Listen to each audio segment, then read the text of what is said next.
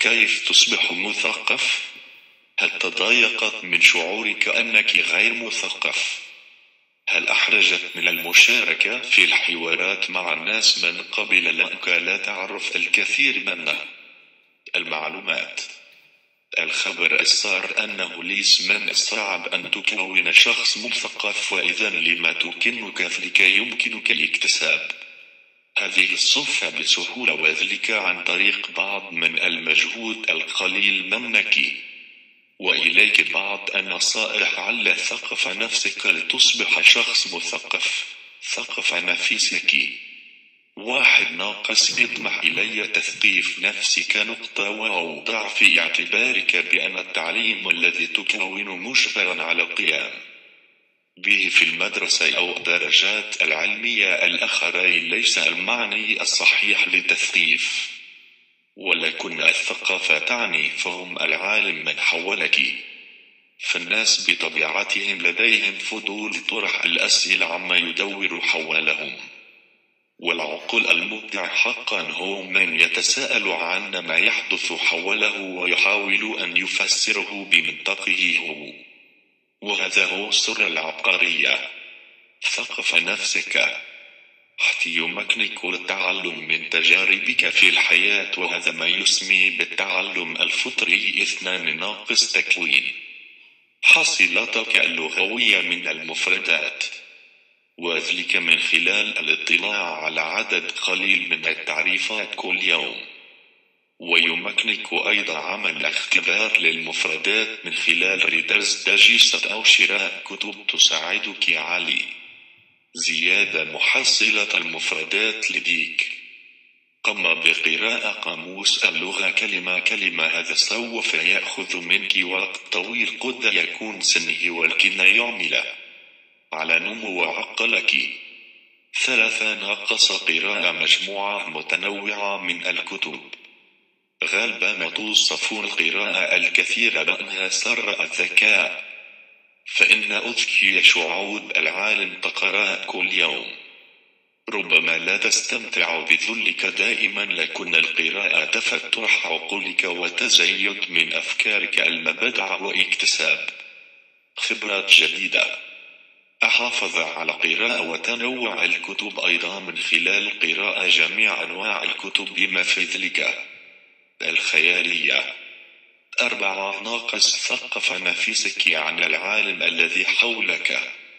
زيادة اهتمامك بالموضوعات مثل الأحداث الجارية، الحقائق المثيرة للاهتمام، الاطلاع على الاقتباسات الملهمة، الكتب الجديدة، الأفلام والدراسات العلمية والاختراعات المثيرة للاهتمام، والبرامج التعليمية، فهي وسيلة رائعة للتعلم. سوف تتعلم التفكير المنطقي والنقدي لكل شيء حولك من خلال إدراك أسباب ونتائج الأحداث، وهذا يجعلك أكثر ذكاء. 5. ناقص إنشاء روابط وعلاقات، وذلك لاستخدام المعلومات التي حصلت عليها حتى لا تصبح عديمة الفائدة. إن دفن المعلومات ليس مفيدة، يجب عليك مشاركة العالم من حولك في هذه المعلومات حتى تنمو وتزدهر. توسيع نطاق آفاقك المعرفية. 1. ناقص تعلم لغة جديدة. بصرف النظر عن الممارسة اللغوية، فإنها ممكن أن تأتي من خلال الاتصال مع الناس والتعرف على الأفكار الجديدة. قد تشعر بالغربة عند زيارة مكان جديد لا تعرف الكثير عن لغة أصحابه، وفي مرحلة ما سوف تدرك أن هناك بعض العبارات والمفاهيم اللغوية التي ليس لها ترجمة حرفية في اللغة الإنجليزية، وبهذا تكون عملية تحدي ممتعة للعقل. لاحظ بأن تعلم اللغة يحتاج إلي التحلي بالصبر والإيجابية، لأن دراستها تستغرق وقت طويل للوصول للمستوى الذي ترغب فيه. 2. ناقص بقدر ما تستطيع حاول زيارة أماكن جديدة. إن زيارة مكان جديد سواء في بلدك أو في بلد آخر يمنحك عقل متفتح والتعرف على العالم الآخر وفهم الثقافات المتعددة، مثل كيف يعيش الناس، تصرفاتهم، وهكذا ستكون قادر على فهم أن كوكب الأرض واسع وضخم، وهناك المزيد والمزيد للتعرف عليه وأكثر. سوف تنبهر بأن هناك عالم آخر من الثقافات والأفكار والناس، فهذا يثير اهتمامك ويجعلك أكثر ذكاء. 3. ناقص فتح عقولك وكن مستعد لتعلم الأشياء الجديدة. لمجرد كونك رائع في أمر ما لا يعني التمسك به. أحاول الخروج من تلك الدائرة وتعلم المزيد من الخارج. تطوير العادات الجيدة. 1. ناقص دائما قم بطرح الأسئلة. إن طرح الأسئلة الدائم عن كل شيء حولك وباستمرار يجعلك أكثر ذكاء، وذلك من خلال تطوير عادتك هذه سوف تعمل على زيادة معرفتك وثقافتك. 2. ناقص تحديد أهداف كل أسبوع للقيام بها. اسأل نفسك كل دورة عن الأهداف وتحديدها، وماذا حققت وماذا لم تنجزه ولماذا لم تتمكنه من تحقيقه في الأسبوع الماضي، وماذا يمكنك أن تفعل لتحقيق أفضل فرصه للنجاح. العمل باستمرار لتحقيق أهدافك. بدون أهدافك لن يكون لديك أمل. قم بمكافأة نفسك عن تحقيق أهدافك. ناقص كن منظم، لأن إضاعة الوقت ليست من قواعد النجاح، وأن كيفية إدارة وقتك هي الطريق الصحيح للنجاح. 3. ناقص تخصيص وقت لتثقيف نفسك. إن تثقيف نفسك يستغرق وقتا طويلا. إذا كنت ترغب في أن تصبح أكثر ذكاء، فهذا يحتاج إلي جهد كبير، ولا تتوقع أن يحدث ذلك في ليلة واحدة. فأنت بحاجة إلي قضاء وقت كبير في التفكير والتعلم إذا كنت تريد حقا أن تصبح أكثر ذكاء.